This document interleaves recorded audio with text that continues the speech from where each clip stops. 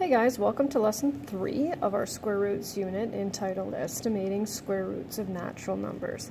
But before I get to the lesson, I just want to talk a little bit about some possibilities for you guys. So first of all, I appreciate that you are continuing with this.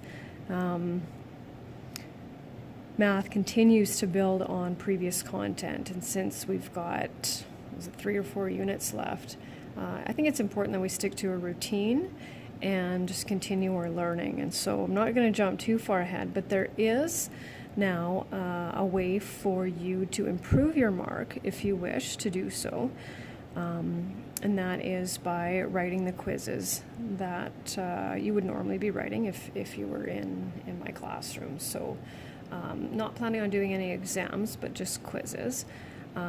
No pressure to do so, and you don't have to do, opt into all of them either. So what I'm planning on doing is posting the quizzes and giving it 2 days, because normally that's how it would work anyway. If I had a quiz, let's say on a Wednesday, everybody would have, written it by Friday.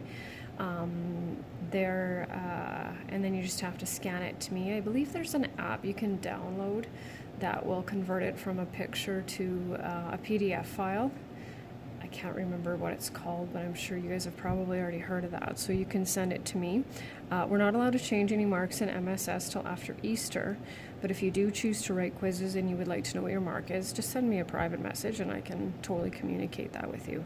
I don't think they're necessary. I think if you're watching the videos, doing your assignments, and checking your answers, there's obviously still learning taking place. But feel free to ask me any questions on that. Again, this is still really new to all of us, and so we'll just take it a day at a time. So with that being said, here we go.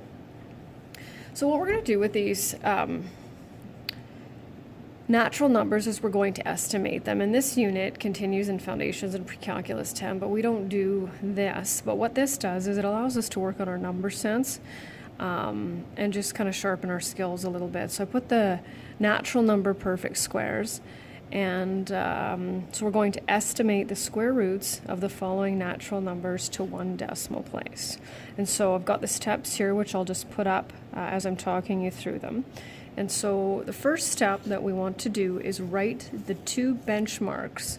Benchmarks are our perfect squares. So our perfect squares that surround the number that we're dealing with. Okay, so the first one we're going to do is 7.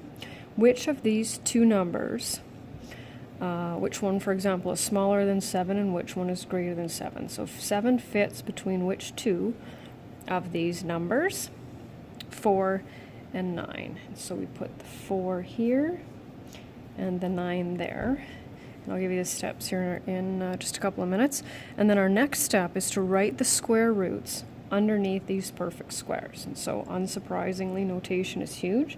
And so we're going to put the symbols here indicating that we're taking the square roots of both of those perfect squares.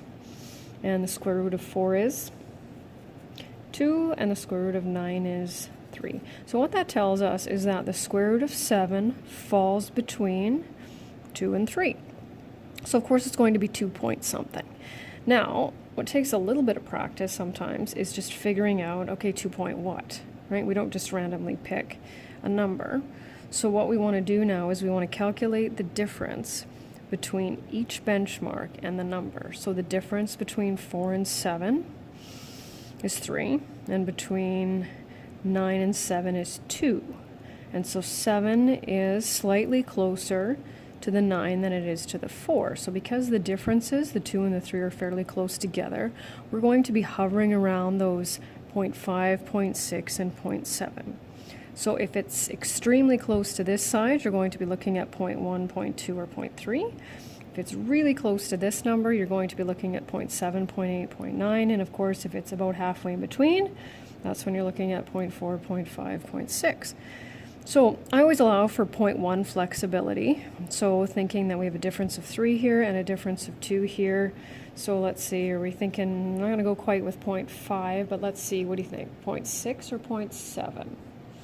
Leaning towards 0.6. And then of course, how are we going to check that? Well, we're going to take our, and for me anyway, scientific calculator. Whoops. Well, look at that, 2.6. And so what that really means is that I'd take 2.5, 2.6, or 2.7 as acceptable answers. Because remember, you're estimating, so I don't expect it to be right on. But it has to go with these steps, right? Because it doesn't say calculate. So it means you can't just take the square root of 7 and write that. That's not what we're looking for. Okay, here are our steps. I'm going to sneak them in here like that. And then we're going to go do the next one. Okay, so 28 falls between which perfect squares above?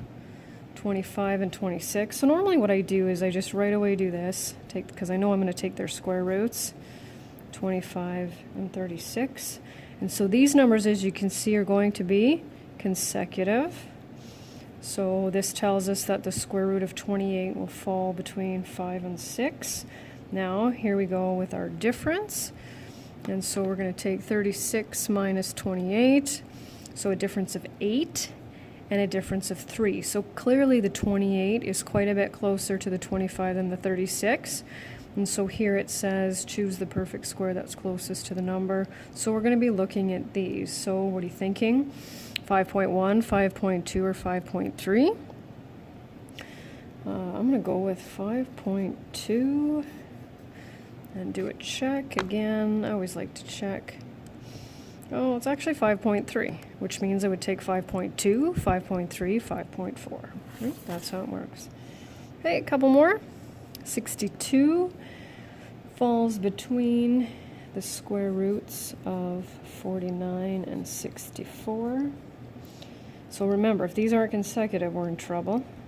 7 and 8. So of course, and you can go right away and go 7 point something, because you know that's what it's going to be. Let's just take a difference here. So we've got a difference of 2 and a difference of 13. Okay, well, that's a little bit obvious. So 62 is a heck of a lot closer to 64 than 49. So we're looking at 0.7, 0.8, 0.9. What are you thinking? Let's go with this one. And then we'll just do another check. And it is 0.9. Now in this case, I wouldn't accept 8.0, of course, because that would be the square root of 64. So in this case, you'd only be allowed to give me 7.8, 7.9. And last but not least, oh, look at that, 555. Well, clearly we have absolutely no idea. So we've got to figure out, okay, well, how are we going to find the perfect squares that surround that? Okay, so trial and error if you want. I happen to know a few perfect squares, so they are, you can just play around with your calculator. So they're 529 and 576, 23 and 24. Now I'm going to use my calculator for this. So the difference, these two, we've got a difference of 21. And here we've got a difference of 26. So slightly closer to this one, but not by too much. So of course we're going to be thinking 23.5, 23.6, 23.7. I'm going with this one again. And then I will do 23.6, so that's right. So here are your steps. So write the two benchmarks or perfect squares that surround the number. And make sure you put the square root symbols, because we're going to write the square roots underneath the perfect squares. There they are. Calculate the difference between these two and these two. And that, of course, helps us determine which number it's closest to. And then if it's closest to this one by a lot, we go with 0.1, 0.2, 0.3. It's somewhere in the middle, 0.4, 0.5, 0.6. And 0.7, 0.8, 0.9. Estimate to one decimal place and then verify with your calculator. And so tomorrow's going to be kind of a snapshot of sort of what we've covered up till this point, and I will give you the quiz content. And remember, you can email me or you can send me an individual message. I'll do my best to get a hold of you. And as soon as possible. Miss Adams is also here to help you guys out as well. She's joined our class. So let's keep learning. Have a good rest of your day.